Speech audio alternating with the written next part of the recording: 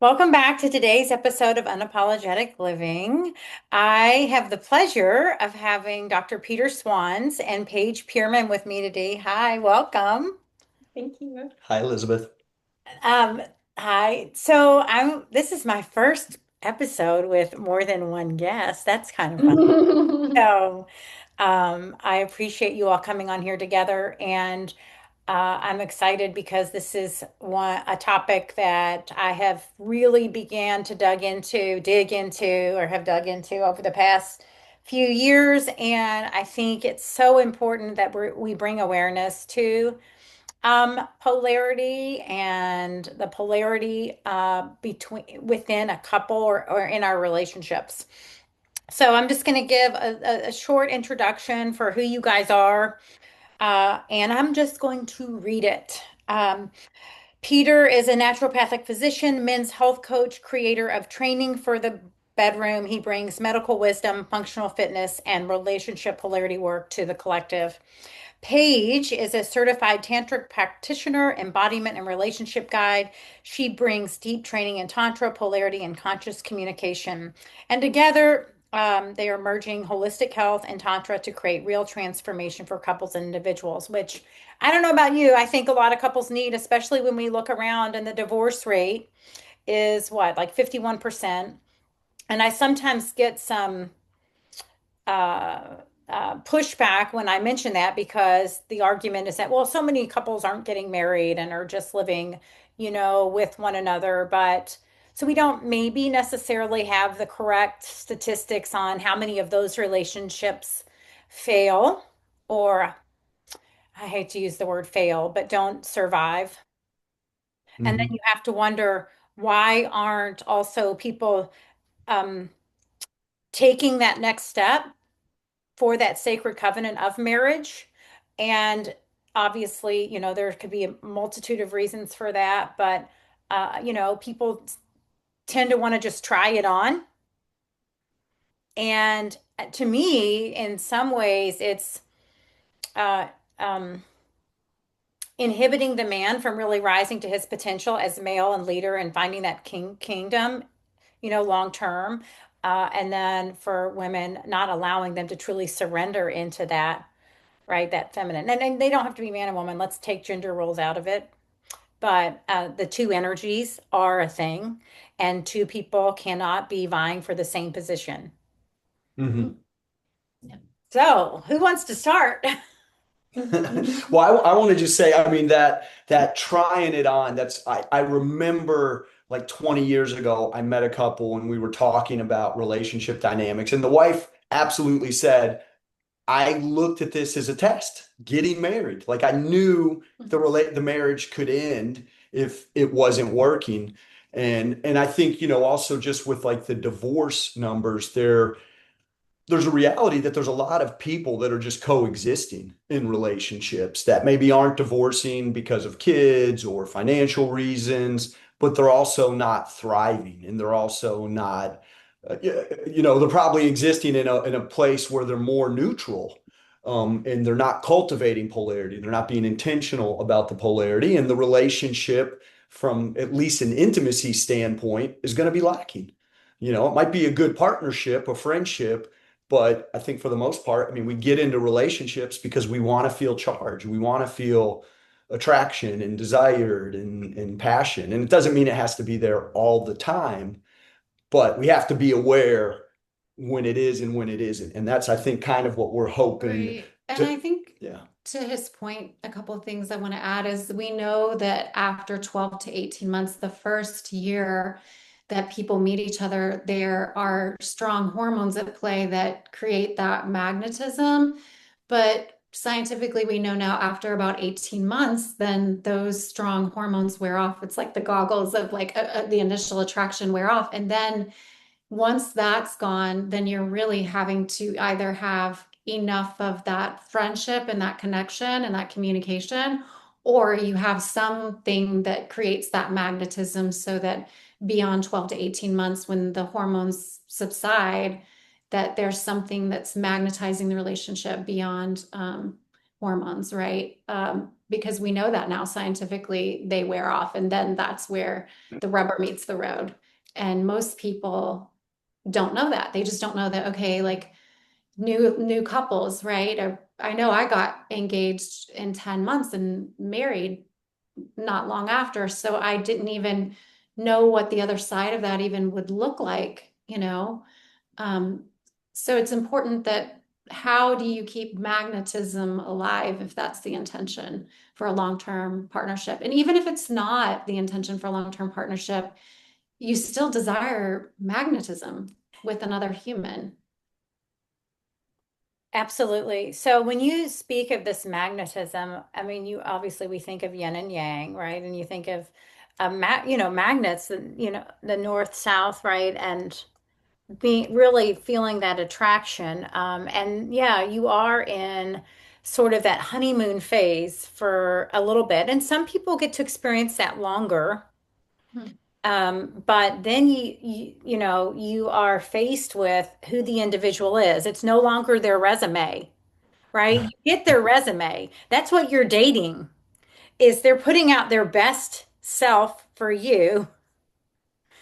And then you start to see some of these other things, which I think is when you start to, um, well, let's say where their opportunities for growth are, Mm. right? I don't want to say flaws or weaknesses. Let's say they are there. These, you begin to see where they have opportunity or room for growth. Both individuals get to see that, from opposite sides. Well, I know Peter's also aware this concept of the stages of relationship. I know because we looked at the same work. So there's the first stage that we just talked about. The second stage is where the issues start to arise. So let's say beyond 12 to 18 months, you take the goggles off, and in the beginning, the person's perfect. You put them on a pedestal, everything's amazing. And then in the second stage, it's like, oh, but this actually really bothered me, or here's my trigger. I don't really like that about that person. Or, that's when you start to maybe get into the nitpicking stage, is like maybe the second stage of relationship. And then there's a third and fourth stage. Most people never make it to stage four, which is where you go beyond the goggles, then the problems, then repair. Like we talk about these concepts of repair, and then the final stage is where you can meet this incredible relationship and a whole new dynamic. Most people never get beyond stage two. So okay, so we've got nitpicking, and then how would you describe stage three and then four? Stage three would be learning. I mean, and you probably could speak a lot about this, but stage three would be where you start to learn how to communicate. You start to learn how to, and even I think that's why we should go back to polarity. Like you learn the tools, because no human being is perfect. We know this. And so you start to have the tools to get you into deeper intimacy, deeper connection. And most relationships never even get to where they even know how to repair, which is why going back to like marriages and stuff, like that's what got me really fascinated in personally and going into this work. As I got divorced, I was in a deep stage. Peter talked about this too with his life, but after I got divorced, I was just really like damaged about why I couldn't make it work. What was it that I didn't know? What did I not see? I mean, I went into this deep stage of self-inquiry. Like, if I want to access this in my lifetime, what do I need to know? What are the tools I need to have? What do I need to understand that I didn't understand in my early 20s when I got married? And I saw myself as like, not in a bad way, but it was like this failed, and there's something I need to access that I don't know. And I just got fascinated by how can I don't want to be like people that stay married and roommates. Like I didn't want to settle for that. I mean, in my ex engagement, I was very clear. I never want to settle to where I'm a roommate with my partner. I don't ever want to Yeah, be I that. agree. And I don't know. I mean, I know that it does seem like there are a lot of couples in that space that I know personally. And I would love to see, all couples thrive. And I really think polarity and cultivating this polarity is the answer. Mhm. And I know you and I were talking about in the last show the last conversation we had, that book, Getting to I Do. I don't know if you ever got it. I know Paige read it. but she talks about having some of these conversations in the beginning. Mhm. Like who is going to be the feeling person and the one that gets to be cherished and who gets to be respected, because you can't really, it's not that there isn't, right? Because we hear this mutual respect, but it's not that both people are not respected. If somebody's cherished, they're feeling respected. But you don't get two people who get to be cherished, and respected, if Mhm. and so if going in, like how going back to polarity, how do we cultivate that? And I know you guys have a workshop that will be coming up, but like, what do you want to share there? Because I think if that's sort of like threaded out in the beginning, like all these other stages might be easier. However, life is hard, Well, and the roles can I go. think that's important to mention because I don't think always there's this internal conversation where you ask yourself that question. Am I the one that wants to be cherished or am I the one that wants to be respected predominantly? Right? Like you will go in and out of these roles. We all do. We know that I'm going to fuse into my masculine energy. But what this work helped me really, really identify within myself is that I'm very strongly feminine and I want to be in that cherished role. But in my previous life, I would step a lot into that masculine energy unknowingly and want to be in that energy, and it really damaged past relationships. But if I ask myself deeply, like I'm strongly feminine I predominantly want to be in that role of being cherished. It's well, yeah, and it's something I think just society and culture sort of moved in this way, through the feminist movement Yes. and empowering women and men in a lot of ways. We sort of from this like I'm going to be a nice guy, I'm going to take a step back. And then when we have a home and kids and the wife, a lot of times it is so common to let the wife kind of run the home. Mhm. Here's the schedule, here's what the kids are doing, and the guy's just kind of sitting back, and it's setting them up to either be in this neutral position or to try to be in the same, like we're both in the feminine or we're both trying to be in the masculine. And then it's like a repulsion about it. Right. And I think it's interesting because I don't think like say if you went back to the 1950s, like housewife before, you probably didn't have so much confusion. And I think Peter was right. The feminist movement, my personal belief, and this is probably highly charged, and I might offend a lot of people, but my personal belief is it did a lot of damage to society because I see something that I call toxic femininity. And again, I might make a lot of women mad, but please be super curious about what I'm saying by toxic femininity. I think when we put ourselves against men, we push them into this role of, like you said, like pushing them back, like I saw that in myself, and I can say this from a self-reflection place. We don't want to make them our enemy. It's so important. I see toxic femininity as making man the enemy, whereas what we need to do in a relationship is so important that you're on the same team. Mhm. And I think what the feminist movement did, and I don't want to offend anybody, just be curious about what I'm saying. It We're not enemies. We're in this whole culture of division. We need to be on the same team in a partnership.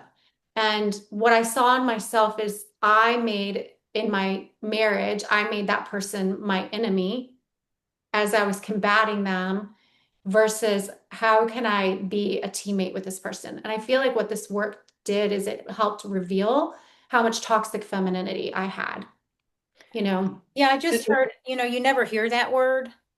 And Yeah, and it's a you charge, probably, really. I mean, And I know right? it's probably not going to be a good pill to swallow, but we talk about toxic masculinity all the time, Yeah, you know. that Charlie But Kirk video. you can't have toxic masculinity without talking, because if you look at polarity, everything, the laws of nature affect one another. It's like, going back to the relationship sort of stages in the beginning, we're just excited to see the new person. And, you know, the female partner is often, I'm going to put on makeup and get dressed up, right? Like connecting with this feminine energy. And the guy's getting structured and going to clean the car and will pick you up, you know, and it's coming almost effortlessly from the attraction. And then what happens when it seems like couples go longer, they either start to bump heads, they're not falling into those energies as easily. And then it seems like often they may start doing some personal work, some counseling, some growth stuff. And then it starts to become a little bit more kind of transactional. Mhm. And people can, you know, they can learn about the feminine and the masculine and what it takes, but it's more it's more masculine sort of in the way that it's being applied. Again, it's like, hey, I know this now about my partner, so we're going to do this and I'm going to say this and then she's going to do this for me. It becomes very contractual, I think. And then as people start to become more adept and skilled and start to like self-discover, then the relationship, like this is this at levels where people often don't get, but it starts to become artistic. It Mhm. starts to become Yes, creative, I like love that word, right, like, artistic. yeah. And it's like, you know, now we're open-hearted and it's all love and it's not it's not as contractual. It's, you know, we're finding that flow and that charge. And that's, I mean, for me, like that's the goal that I have in my life and that what I want to help bring for other people is this ability to create more love and art and beauty in their life and in their relationships. And Yeah, and you say the artistic, I think of alchemy. It's like, okay, like I could be in this mundane transactional relationship. However, I choose to show up consciously. Like, I'll give an example. So, as the feminine who loves to be cherished, like, you know, when I go on a date with my partner now, I could just show up like, you know, jeans and like a t-shirt and just be kind of lazy. But I take that time to like be in my feminine energy and like nourish myself so that when I come full. I don't come sloppy. I don't come tired. I'm like, okay, I need to go home. Maybe I need to take a warm bath. Maybe I need to go on a walk. Maybe I need like some meditation or some breath work or some movement so that I can like relax a little and you know put a little more effort and energy so I'm not just showing up like blindly to the date like without any conscious effort of how I'm showing up, you know, because like you were saying, you can get really comfortable and lazy in partnership mhm. because it's so easy after a while to just be with the person versus like I'm coming fully attuned in my own beingness to show up fully in this moment, you know, in the role that I want to be in to be cherished. And Like I I have think to, so the switch for me was let me cherish myself first. So when I show up this date, I've already like cherished my vessel. I'm showing up with the energy of being cherished.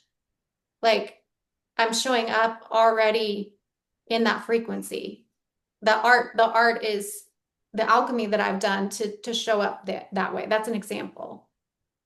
And hopefully the guy, you know, the count, like I know this from my own experience. The old mentality was I'm just going to be the nice guy Mhm. and I don't want to blow this date. I don't want to do or say anything to ruin it. So I'm going to kind of not say anything and just sort of sit back and let this, you know, woman take the lead. And that's the Mhm. exact opposite. That moves them out of the feminine. It's a disingenuous place for the guy to be because we're not really owning what we want and what our vision is for the evening or the date or the connection. And when a guy can get comfortable with themselves and then bring that to the feminine partner in a loving, kind way, we just start supporting each other, and then the polarity starts to build and the charges start to build and everybody wins. But there's still this nice guy mentality, and I know this because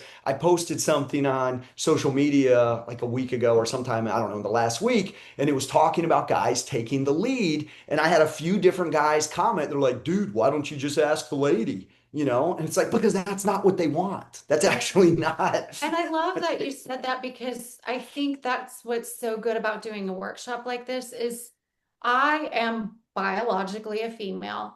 I have never been in the body of a male to even experience what that would be like. So how could I understand what the male brain is thinking or experiencing? However, I can definitely like take on a different energy, like leading, guiding, directing, decision making. But I cannot comprehend. So in that situation, these guys who are biologically male cannot comprehend what it's like to be in a woman's experience, right? So I think that's the art of doing something like this is you learn the art form. Yeah, Yeah. like, and you couldn't comprehend it if you hadn't been, I think that's why I call the Polarity Lab. Like, if you haven't been in like a container to try these things on to see how they work or how they show up energetically, you probably have no understanding of how powerful this is. It's, yeah, we tend to be in our head, Mhm. right, in the early stages, and we think we know what they're feeling, what they're doing. But when we show up in that polarity space and the guy's being present and being still, I can feel my partner, and that's what she wants. And then when she feels safe to that I'm feeling her, then she says, "Oh, I want to open for you." And now she's feeling even more of me, and that's the beauty, that's the dynamic. And it's removing us from our head and tapping into our body and our Yes. heart and the energetic. And it's such a yummy, juicy place to be, Well, especially with somebody we love. one of the things I think that we face today is the cultural messaging and conditioning from the feminist movement. And it's not even just feminist movement, okay? Just the uh and maybe it originates there. Maybe that is part of the root cause. But as you mentioned the word toxic masculinity, you never hear anybody speak of toxic femininity. And I think a huge part of the problem is that we need to be able to honor the gifts and the unique wisdom and insight of the other.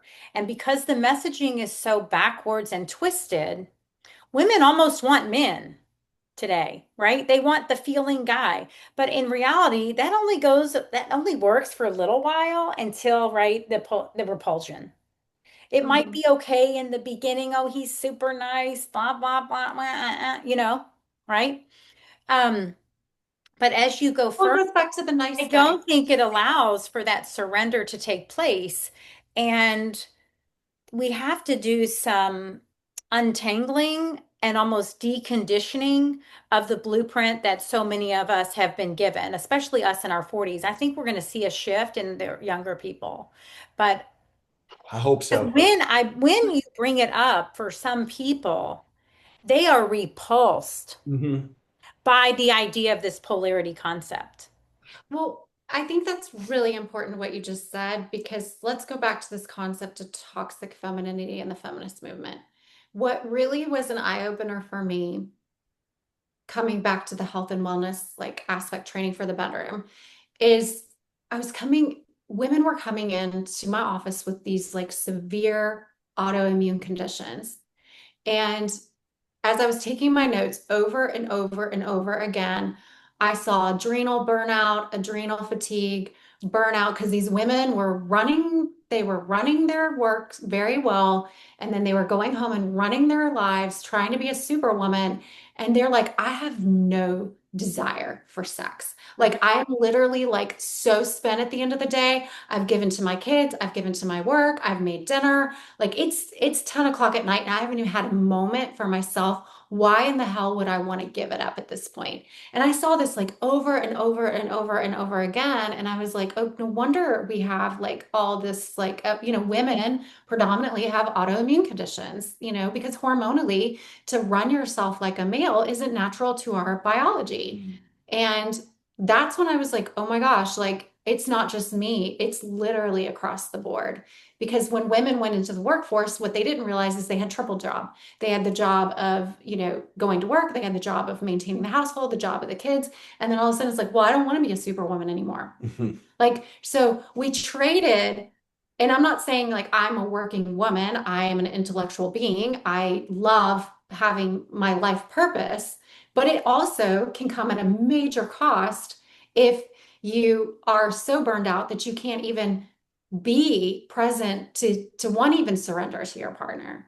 Yeah, often I think too, it plays out with, again, the feminine wants fullness, wants to be felt. And so a lot of people that aren't tapping into this in a way that's, like truly authentic to who they are and what they would do if all the other stress stuff is removed, they're filling themselves up with food Oh and with yeah. TV and social media. Yeah, if they're not connecting together, what I see is exactly what Peter said. It's like, okay, well, they'll scroll on their phones at night and they're in the same bed, or they don't even go on a walk together, or they don't even talk about what their day was like.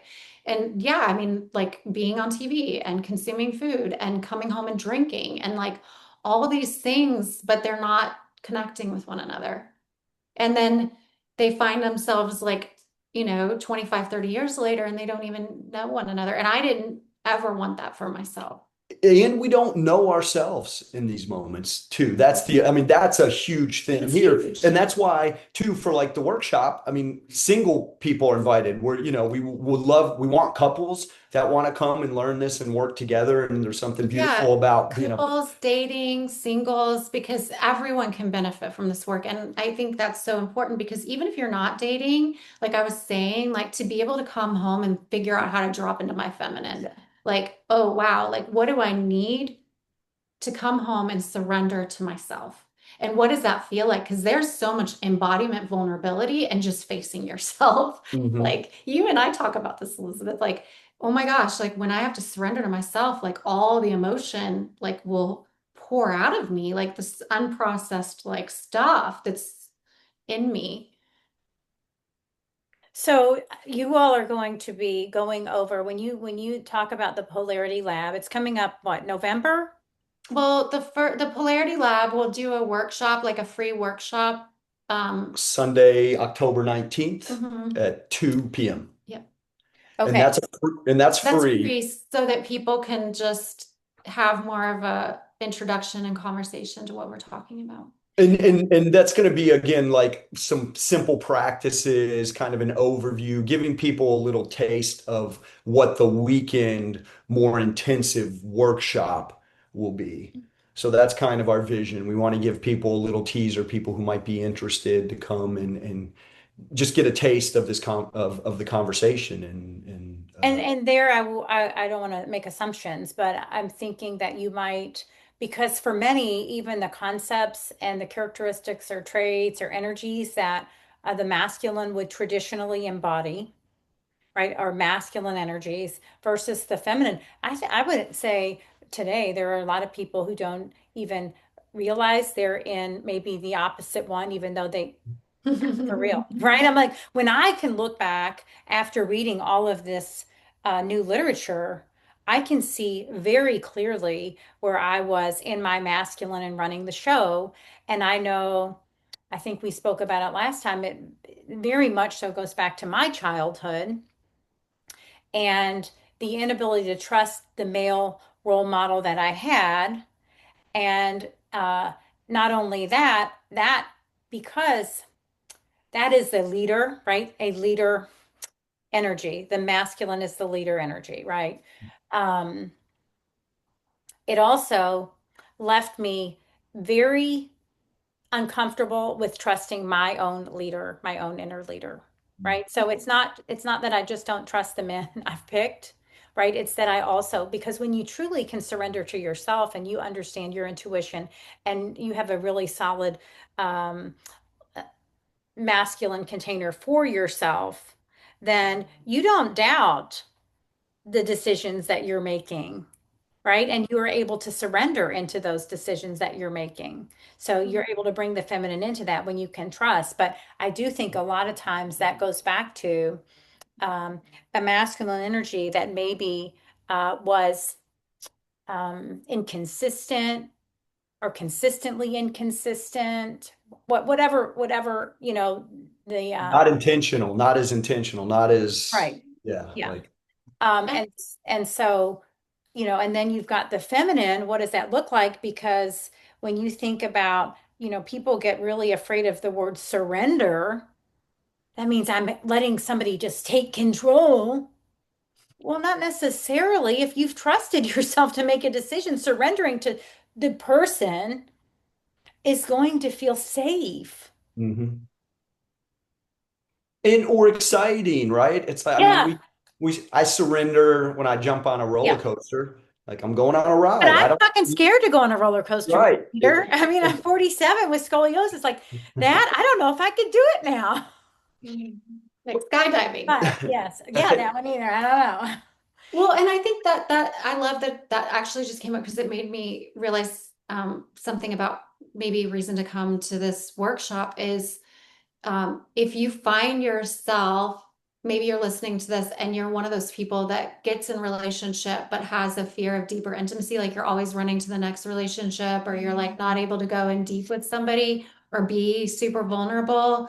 Um, that's like skydiving. It's like, okay, I can have this like superficial, like in the beginning dance with you, but like to go the next mile would be like jumping out of because what we'll tend to do, and I can speak from my own personal experiences, if there's for the feminine, if there's a flight from intimacy, as soon as there's vulnerability, you can shut it down for the fear of exposure, exposure to your vulnerability.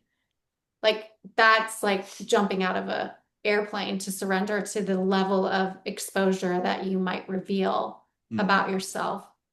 And that's true for men too, right? That's a feminine thing, like the vulnerability, but men can have that as well. Like that would be the feminine within the masculine to be able to be vulnerable enough to be seen fully, right? Yeah. I mean, we have a dance of these polarities. So when we're talking about polarity, we're talking about, okay, to magnetize with each other, one has to be in one and the other. But you also have to be able to incorporate, just as you said, the inner masculine within the feminine and the inner feminine within the masculine, the yin and the yang, right? You have a little bit of each. So you do have to learn how to dance with that masculine energy in yourself or the feminine energy, and I think that's so important because we were talking about these stages, like the moment at which we can become vulnerable and fully seen by the other person is probably where that second stage shuts down because you can't get to the third. The third would require deep levels of intimacy and vulnerability and to be seen and to be accepted in your wholeness. And that's like a super scary place to even go. Yeah, so I want to ask you something, Peter, about like the men that you reach, because I know Paige and I are with a lot of women, probably more often than not. Um, I think some men can also be a little bit turned off by or afraid of stepping into that masculine. Uh, I wonder if, um, you have these men today that want the woman to be pull the weight, right? And that's difficult. And that for, I mean, I do think for a man that is trying to show up, protect, provide, kind of wear all the stress on his shoulders, it's a big burden. Hmm. And, he has to have the stamina emotionally, mentally, psychologically, spiritually in order to do so. Um, I know that there are men out there who like, no way, that's not the kind of she's pulling her weight, or I'm not, right? And then again, we lose polarity, and then the relationship falls apart for whatever reason. Almost, I mean, I'm gonna guess almost always, or you become the roommates, and that again, like you guys, I'm not interested in. If I want a roommate, I'll go find my girlfriend. We can be roommates together. That's not what I'm interested in. I think that it's incredibly important to have thrive outside and inside the bedroom. And I do think so much of this is cultivated, right? Not even in the bedroom, right? Mm-hmm. The foreplay is not happening always in the bedroom. I mean, to get to the bedroom, you have to have all this other foreplay throughout the day, throughout the week in order to, I think Jordan Peterson says you need 90 minutes of uninterrupted time with your spouse before you even think about, of just conversation, connection time. But without talking about the kids or business, right? Because so much, that's what so many couples resort to before you even think about, that next level with her, Right. And so do you find that when men are approached with these topics that it seems to, or you find the same repulsion or, I don't think back up that that's It's not what I want. I want a woman who's equal with me. And I we're equals. We're equals, but I we're Yeah, I think, I mean, my experience personally, and then what I've heard and seen with a lot of guys, and Robert Glover, who is the author of the book No More Mr. Nice Guy, he talks about it a lot too. He's like, so many of us came up from this generation with these like baby boomer parents. And, a lot of times the dad was working and it was like the Mad Men, like focused, and maybe it looked very masculine, very driven in this right. professional way. But then, like, the energy between the mom and the dad is not necessarily great. And so, mom is putting a lot of energy into the boys and saying, hey, when you grow up, don't be like your dad. You need to be a nicer guy. You need to be a better guy. Mhm. Women need to think you don't just want sex from them. Like, there's all these stories that are put in these guys' head. And then again, the result is, oh, I'm going to be this nice guy. I don't want to hurt my mom's feelings. So I don't want to hurt these women's feelings. I am. So I'm going to just it's the nice guy seduction. I'm going to be really nice. And eventually she's going to see how awesome I am and how I'm not like my dad and all those toxic guys. And then she's going to want to have sex with me and, get naked with me. And like that doesn't work. It doesn't happen. What it becomes is this it builds resentment in both people because it starts to become this thing of like this obligatory thing of where the guy's like, hey, I'm such a great guy, like, well, how come you're not wanting to have sex with me, and like the guy can't get it through his head, like, you're not being attractive. You're not creating attraction. It's not you can be kind and a good person, but it's not passive, right? We need to be intentional and act from a place. And it's a hard thing to do. It's a hard thing for guys to do, especially if we grew up constantly getting these messages. Well, and the Okay, so message like just where what? messages are not just by the mothers. I mean, we're even seeing this in the classroom with boys, like, don't be rough and tumble. And you're most likely you have a feminine teacher who's running the classroom and like, like not giving boys like that full expression of, like the ADHD is through the crisis. I mean, it's just like we have this boys need to like act like girls or behave or whatever. But I think to your point, what that did is it spiked alcoholism, it spiked like sports and pornography. Like, okay, well, I don't have any domain here in the house, so I can drink myself through this, like the madman, or interesting, it's madman too. I can either drink myself through this or just check out and watch sports. I can have pornography, but then there's no intimacy, there's no deep connection. And it's fueled also by the feminine being like, I control the household, let me make the household decisions, and then resenting the man for not doing it. Yeah, and then we also have a generation of young kids. I mean, we all have kids. My oldest is 23. Um, and yours are how old, Peter? 21 and 24. Yeah, and yours are what, 15 and 13? 13, but 13 and 15, yeah. Yeah, so, back when I was raising Noah, I purposely signed up for, and I don't know if I talked to you about this in that last conversation, signed Noah up to play in a league that did not keep score. And everybody got a trophy, right? And all he wanted to do was keep score. That's why he wanted to go to school. He wanted to play on a basketball team where they kept score because at that point he was being homeschooled.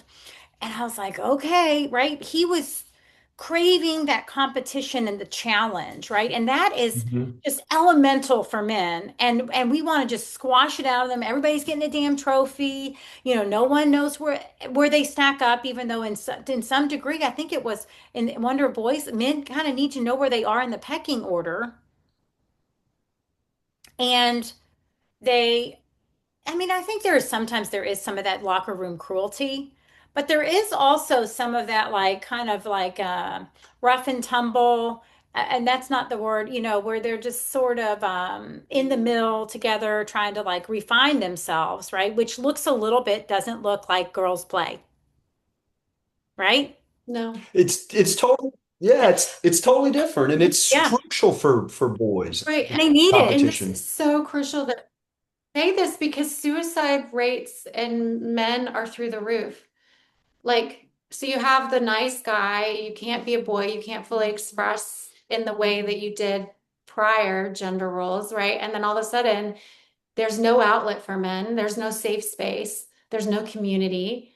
And then you have suicide rates. Like, there's this disillusionment and isolation that happens. I mean, it's a real thing. Like, men suffering and not going and getting help is a true result of the lack of understanding polarity.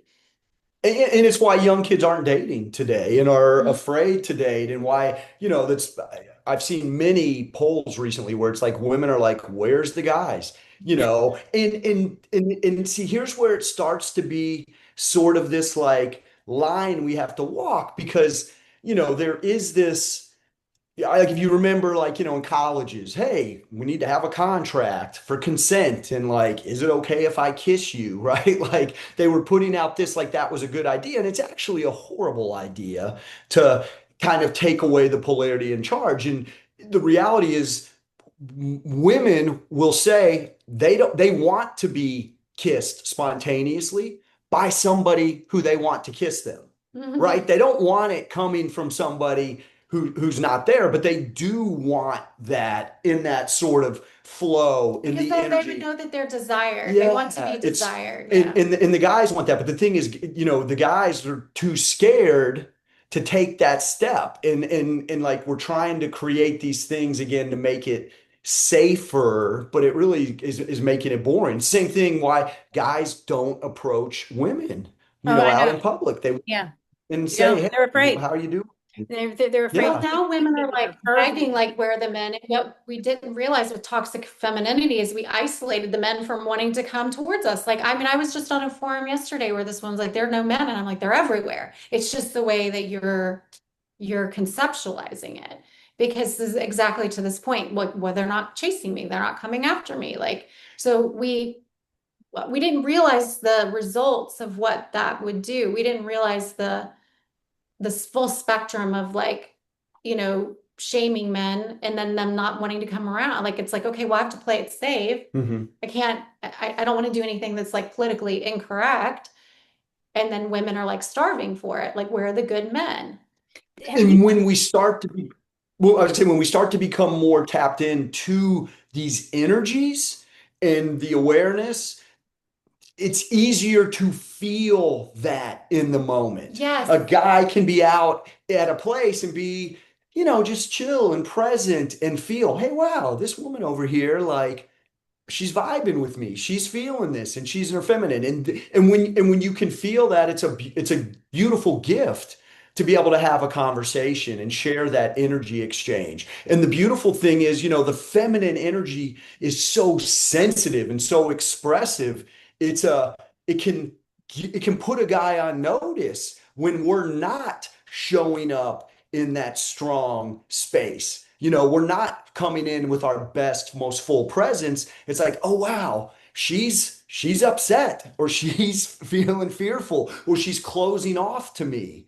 And that's a signal. It doesn't mean you did something wrong, right? But it means you need to be aware. Hey, where are you not breathing? Where is this energy getting bound up in you? And how's it reflecting in there? And it's a gift. We get to be a gift to each other. in these dynamics. And the cool thing is like these energies play out with our children Mhm. and in work environments and when we're talking with our extended family and parents. And so just this self-awareness of these dynamics, it has the potential to impact all these aspects of our life.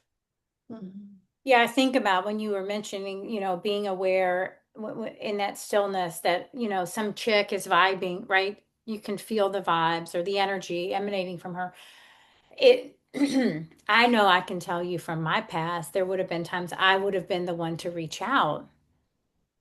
And as soon as I reach out, right, or made the phone call or sent the text, I have stepped into that masculine energy, right? And so you Mhm. almost set yourself up for this wonky dynamic from the get-go. So if you really are craving to stay in that feminine, let him come to you. He will, or move on. Um, well, think about it this way. This is a really good way to think about it. How many people say, I do not want to go on a dating site? Oh, that is not for me. That doesn't feel good. Men and women say, I don't, because it's a contrived space. And I don't want to get into dating sites really, but people don't want to do it because I think innately they want to feel the way that it should be. They want to feel the natural vibing and magnetism around the opposite sex. Like, gosh, to have to go on a dating site, this is contrived space to like play all this out. People hate it. They don't want to do it. They don't like it because it doesn't invite these energies in the way they do in a natural environment, you know? Well, and I have a friend out in Arizona. She's actually going to a Tantra speed dating event tonight, out in That'd be why fun. are you laughing? I know. So it's this, and so she's going knowing that the individuals showing up are in the same space or are looking for the same type of polarity already, right? Um, but she spent, days communicating with someone, thinking there's this, and then gone on the date that was a complete and total, you know, gone anywhere. I mean, right? I mean, it wasn't there. Um, and I know there are relationships out there who are maybe even thriving through that, but I agree. It's hard to gauge that type of electricity when you're not in the same room. And And I I think think, what is it? Bumble is the one that lets the women. women choose. Initiate, yeah, the Yeah, I mean, contact like sort right of. there, I mean, you're just giving, and I understand the safety and that but it also is right there, just kind of setting both people up for this dynamic that may or may not work long term. You're already putting her, like forcing her to go into this space if you choose that particular app. Well, but I also think it's kind of fascinating if you really go within your own self-discovery of like how feminine and masculine are you, and you think about it as a spectrum, like you could fall anywhere. I mean, there's really masculine women and there's really feminine men. And so then you can see, okay, like the magnetism is like if I'm this feminine, I need to be in a polarity relationship with, like if I'm 75% feminine, I'm probably best with a 75% masculine man. If you want to be in your masculine, you really enjoy that, which a lot of people do. I mean, there are women that love being in their masculine. You're probably best served with a man that has a little bit more of those feminine qualities. So I think that there's being honest with yourself about what your intentions are, what you want. I mean, if you want to wear the pants in the relationship and you're a woman, then you probably need to be with a man because that's where the polarity is going to be. Mhm. And that's okay. And that exists. I mean, there's a spectrum of how feminine and how masculine you have in your own beingness. And if you're mismatched where you're really in your feminine and there's a guy that's really feminine, there's not going to be that polarity there. Okay, so the first event is October 19th. 19th, 19th Sunday. at 2 p.m. And Sunday afternoon. okay, and that's out at your location? It's at 2:30 here, Okay. down in the SuperTonic Herbs on 2714 Frankfurt Avenue at 2:30.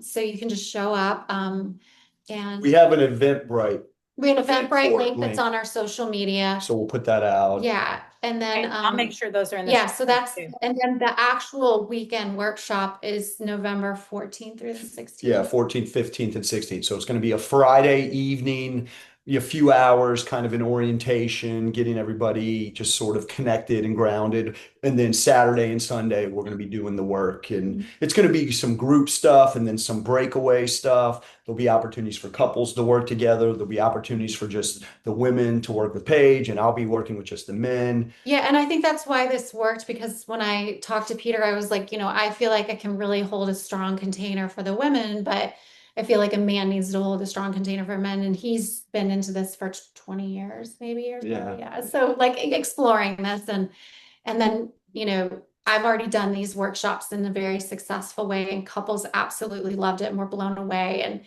people that weren't connecting, for 5, 10, 15 years, they were roommates, were like all of a sudden there was magnetism in a weekend. So I really feel that this is pertinent and helpful. And we can change these dynamics. We Mhm. can choose to be a Mhm. different, We can be in the person. in the art, in Yeah. the art and the alchemy of this, Yeah. of learning how to be magnetic in our own energies. Yeah. Yeah. And it's actually, again, it's really, it's heartwarming and it feels good when people start showing up in their more authentic self. When the nice guy says, "Hey, I'm not going to be the nice guy anymore. I'm still going to be kind, but yeah, I know I used to always do that, or I was a pushover about this, or I never asserted what I wanted.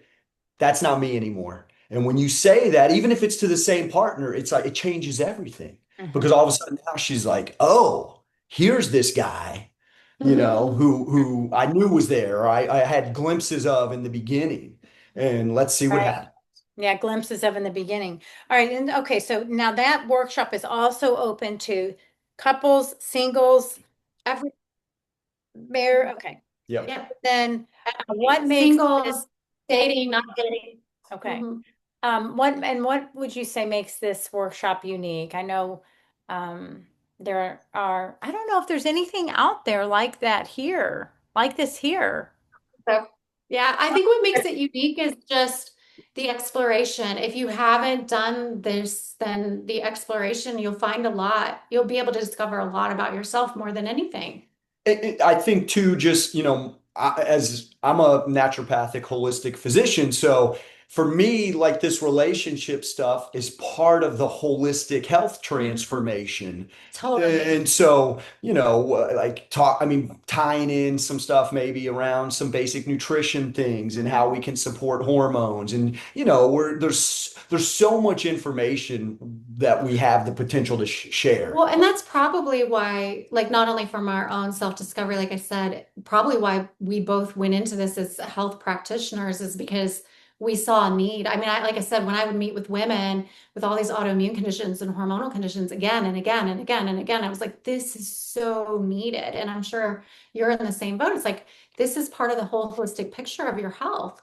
When like for me talking to patients and just saying, "Hey, like I hear you and where you're at emotionally. Can you see that's your feminine body? And can you see that you're trying to balance that or compensate it by eating all this food or Yeah. watching the bad shows, and like so we need to be able to feel the feelings more and then cultivate new practices, healthier practices that will give us the same balance. And then when I can start coaching their partner, their Mhm. husband, their spouse to come in and offer different support. And the amazing thing for me to discover, and I think that I get to talk to couples about, is you don't have to fix it. Like the guy, it's, the masculine wants to solve problems and get done. But when the feminine is in that emotional body, it doesn't want the problem solved. It just wants to be felt. And that takes all the pressure off the guy in a way. And it's Oh really, yeah, because like they're trying so hard and then it's like then almost like it becomes more explosive because it's like I'm just needing like to be heard and right. seen and like and just witnessed. And Um, we do it to ourselves again. That's the thing. Like, yeah. all right, so I'm going to ask a couple of questions, and they weren't really on my agenda, or really most of them. I didn't know where I mean, I had an idea of where our conversation was going. Okay, so let's say the goal would be, and I'm just curious. We're all what, mid 40s, late 40s? Are we all late 40s? Later. Yeah, exactly. Closer to Okay. 50. Okay. 47. What are you, Paige? 48. I'll be 48 in November. Yeah. Okay. I'm And you, 48. Yeah. okay. So, we're at this age, and I do know, right, as you mentioned, libido for the women that you see tends to run lower, especially when there's autoimmune conditions, especially when there's stress. Do you find, because I'm curious, that the same uh, is in the men that you see? I know you don't just see men, but in the men that you talk with or in circles of men that you know that their libido is low? Or do you find that you hear, my wife doesn't want to have sex? I mean, it is definitely more. The Mhm. honest answer is more often it's the yeah, she doesn't want to have sex, and um, And what do you think, again, of people that you know who are older, like, because we hear all these numbers, or if you've looked into it at all, right? Oh, your average married couple might be having sex once a week. You've got people having sex once, and then you've got people who have gone 5 years. mhm. Do you all personally know anyone, who is well into their older years? I'm just curious, Hardly, very few. that Like are really thriving and still sleeping together, and because I think that is very a few. realistic goal, to Mhm. be having a thriving sex life when you know that the highest number of STDs are in nursing homes. That I'm serious. It's true. It's It's true. true that you could have a thriving sex life into your 70s and 80s. Do you all believe that? I know we're holistic health practitioners. We are making all the choices that would take us to that place. I mean, I think it's why it's so important because what I witness is it's maybe like 10%. That's what I would guess that are truly thriving fully. Okay. When I see people transforming their health Mhm. holistically, it will It start to, yeah, it transfers. starts to increase. There Okay. starts, Let's get balanced and yeah. everything. Like they feel good about, I mean, women, if they feel bad in their bodies, they don't want to have sex because they feel like they're like, I feel over. I hear women all the time, I feel so overweight. I don't even want to be seen in my body right now. Mhm. So it definitely translates into the bedroom. And so for you, you find with men that it's more often than not that their wife, I hate to say that, right? But I know that that's not, it's a, Like ED or like more like just yeah. erectile dysfunction or things like that. Uh, Yeah, that's a legit issue too. I mean, there definitely are but the cool thing is now, there's so many different approaches to optimize hormones and to, make that not be as big of a problem. And it can be a big problem for people. But a lot of times too, it might be an emotional thing or right, a stress thing. And Or even performance, right? For men, it's like even performance in the yeah. bedroom. yeah, Yeah, a hard thing for guys and as a nice guy stuff, and we'll talk more, at the workshop stuff about this, but there's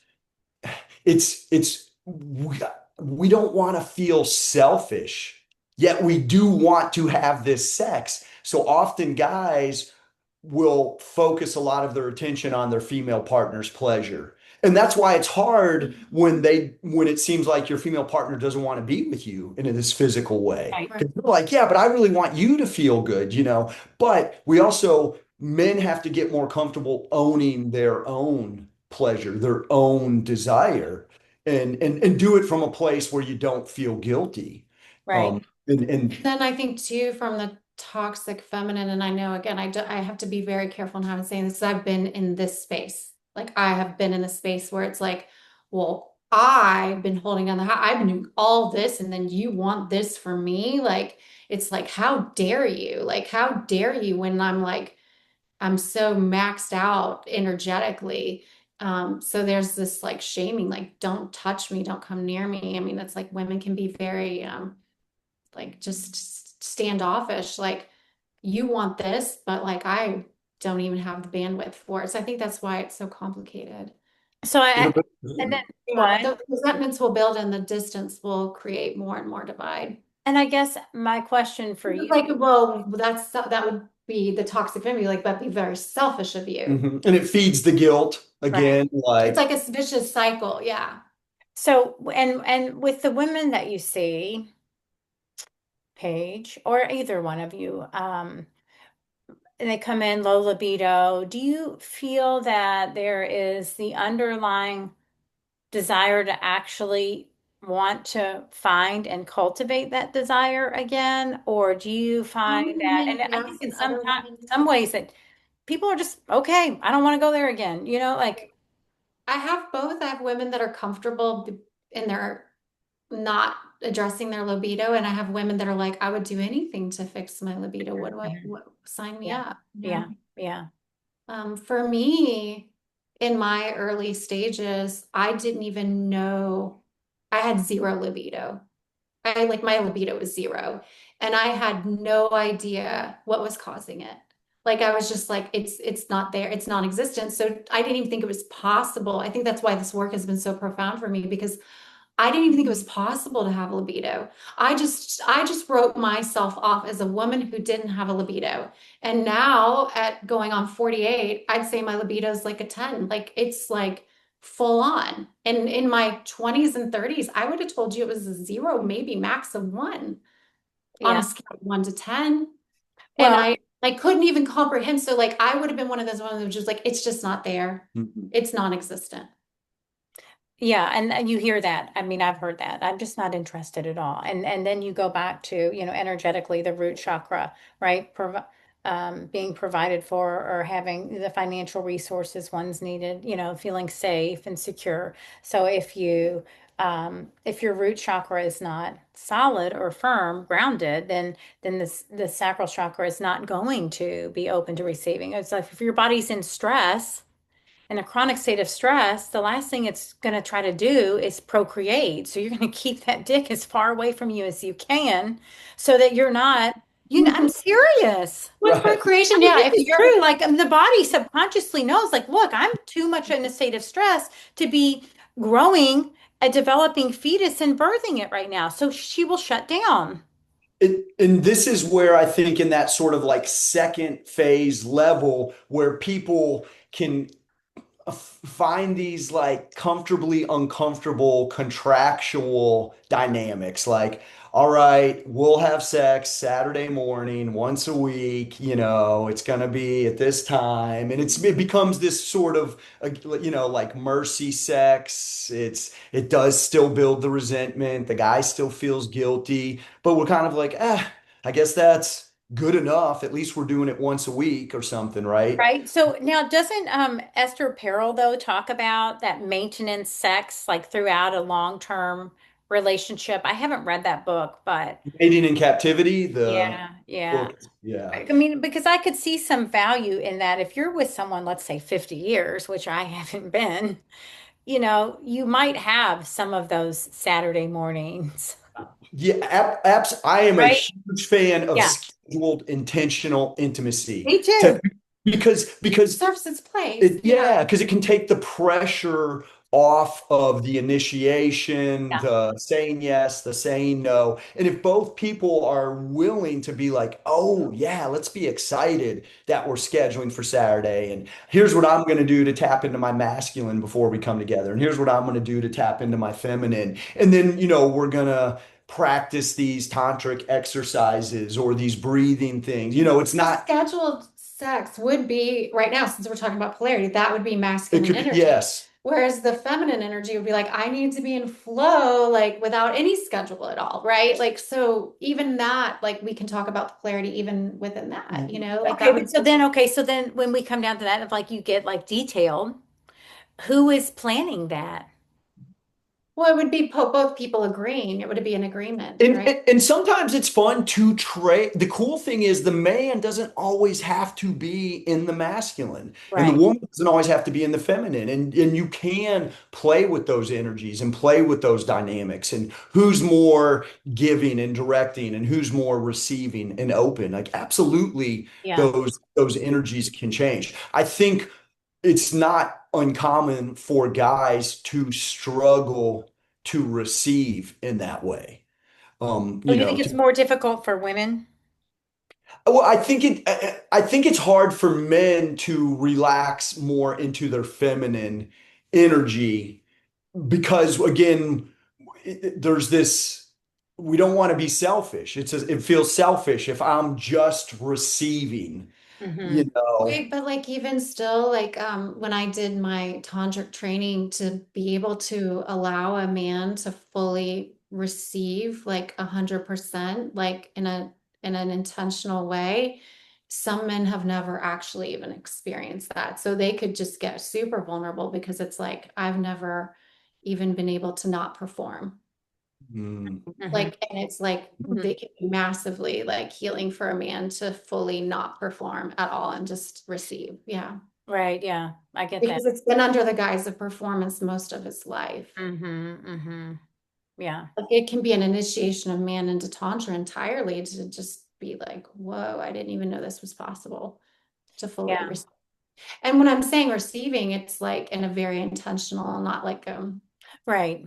fast, like, oh, like what I told him is Yeah. the You're, alcohol's monkey sex, like yeah. and over and done. Yeah.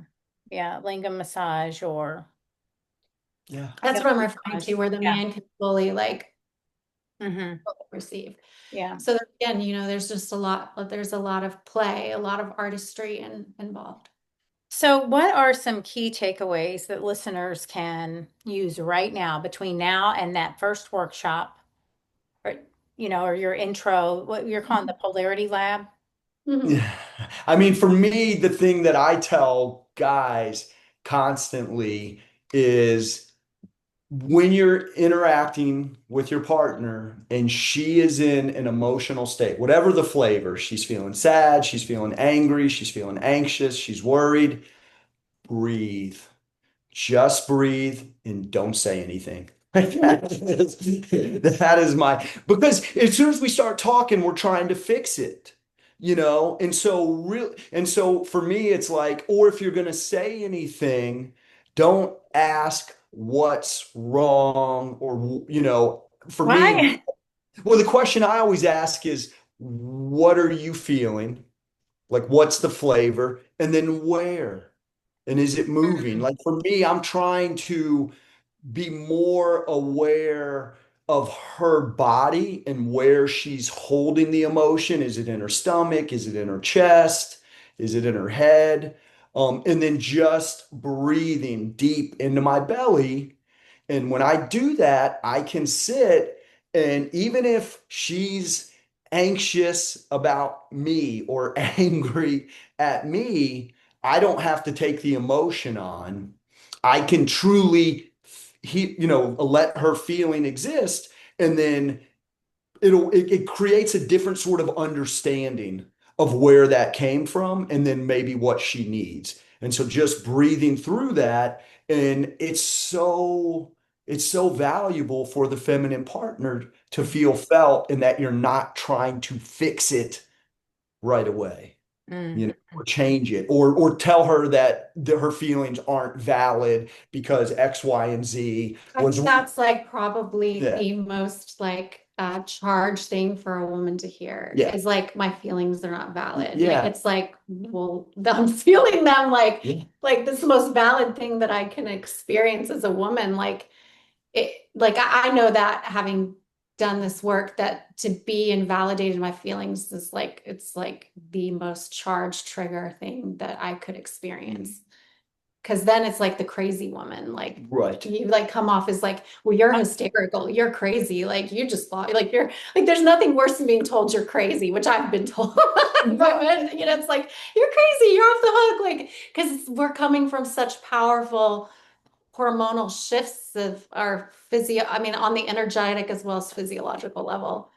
I see, not, it's not all the time, but often when a woman's not, not feeling safe or allowed to really feel the It will emotion, get more it, amplified. it well, and then it transmutes into anger or like anxiety, fear, and like it really It may can just be be some, hysterical because yeah, it's like, okay, like it can't be metabolized. And if it's not metabolized, it gets more into that like hysteria energy or like more amplified, I would say. I try for me, as I have more awareness of this now, I try to appreciate all of the feminine energy and power and beauty that's there, because the same intensity that can become the anger or the sadness, that can also be passion in the bedroom and passion for life. And it can be passion for me and what I'm doing in my life outside of the dynamic. Hmm. Oh, wow, it's amazing. You're writing this book, and I can feel this energy from my partner that inspires me, and I'm more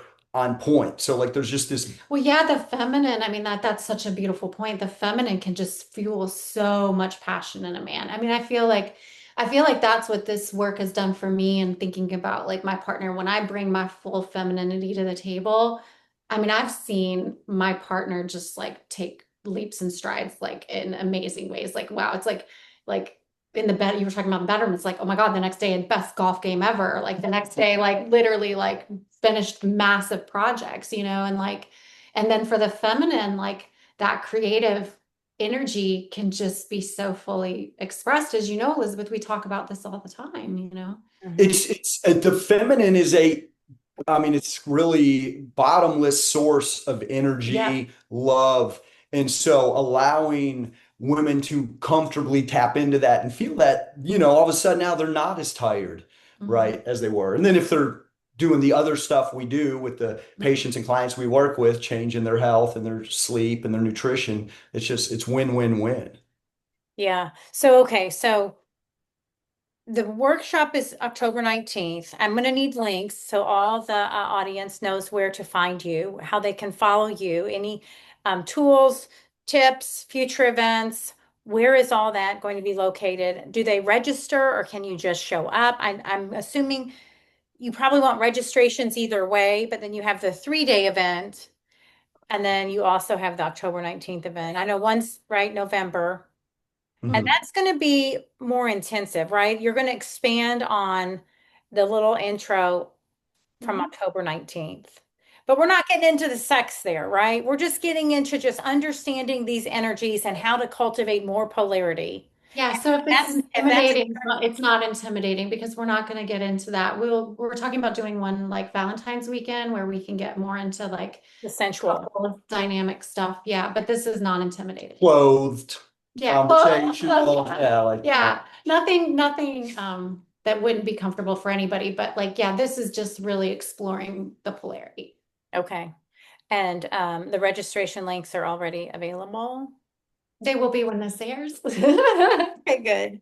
Yeah. Is there anything else that you want to add before we conclude?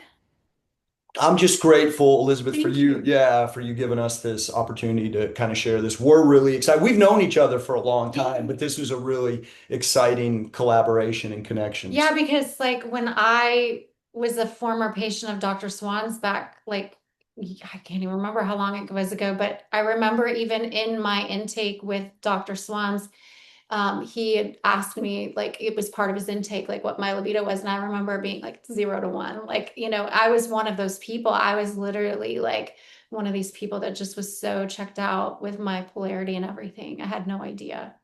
Yeah, and I think, I don't know. I think that's an important question along with how is your relationship when you're looking at somebody's holistic health because, the individuals in our lives do influence, Mhm. right? I mean, we have to take responsibility. We're not victims, but they can influence, the way things um feel or, if stressors, pressures that we may or may not feel, and this can impact, have an overall impact on us as an individual.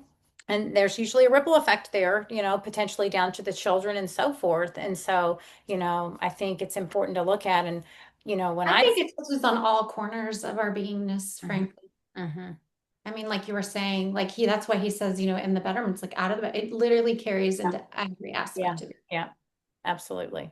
Well, I'm so glad to have you guys with me today. Thank you. This is Yeah. like one of my favorite new topics, well, I just, I know you sent me that Charlie Kirk video, and I know if I posted it, I didn't. but I wanted to repost it because the message Think is, about me. yeah, he was talking to that gentleman about toxic masculinity and toxic femininity and how you don't hear the word toxic femininity ever in mainstream media, but hear toxic masculinity all over the place, right? Mhm. And then he also had a very strong message about male men rising up to be leaders. Like, where are you taking her? Mhm. Mhm. Like, if you don't have a direction on where you're going with the woman that you're dating, if you're sitting around, what did he said? Something like investing in crypto, and that, I mean, that might be a great way to make some money. I mean, and you're playing video games, but you have no idea where you're taking her. I mean, it can start simple. You pick the restaurant. And we talked about that last time. Like, make a simple decision that she doesn't have to make and just start making more of those little decisions. And then the bigger decisions become easier, I think, right? To step into that.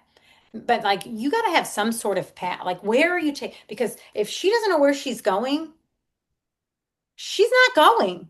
Yeah. Well, or she's Well, going she like loses her trust. begrudgingly She Yeah. loses her trust and respect. Yeah, That ultimately, if she doesn't know where the compass is headed, the direction is, then she loses her trust and respect. yeah, And that's what the guys do need to know because he was talking about, why do this as a man? yeah. Yeah, right. And if men could really understand that, I think too. Like I think it's both sides, right? Both It's both sides have sides. to It's learn. both Right. I sides. mean, you can't do this without, do you all feel that really quick that it can be done if just one person is working on stepping into their role? Or do you think both people, or do you think one person can shift the other without, like the Al-Anon is like, okay, if you make changes, everyone else around you also has to change.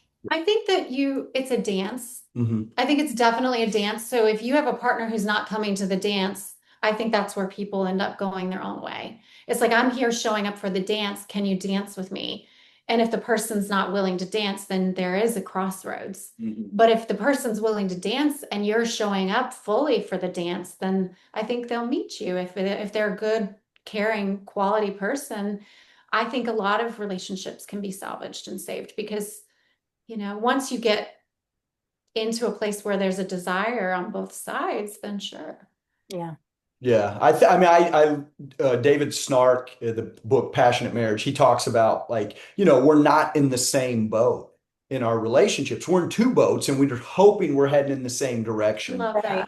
that. And Yeah. so I think one person can make changes, and sometimes you might have to like tie the other boat on and drag them For a minute. along for a little bit till they want to start paddling. But if we can see the destination in the future, it can start to be worth it. And I mean, learning it and applying it are different. Yeah. And so it's almost it again, it's more of the creative kind of it's a game, but it's not a game to play Hmm. with these energies in real life. And so kind of what we're going to be, I guess, in some ways talking about are like some of the rules and the parameters and like the board that this Mhm. game is played on. Right. And Yeah. yeah, but then in the moment, it's not fun or sexy to be like, oh, you're in your feminine and Right.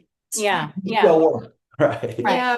Elizabeth, you and I have talked about this several times, but I've said I think one of my soul's jobs, like because I've been through this myself, is I've always thought once I learned this, like I'm going to help couples have like magnetic, like amazing relationships, or I will get people will give themselves permission to move on because there are times when it's really holding somebody back in a major way.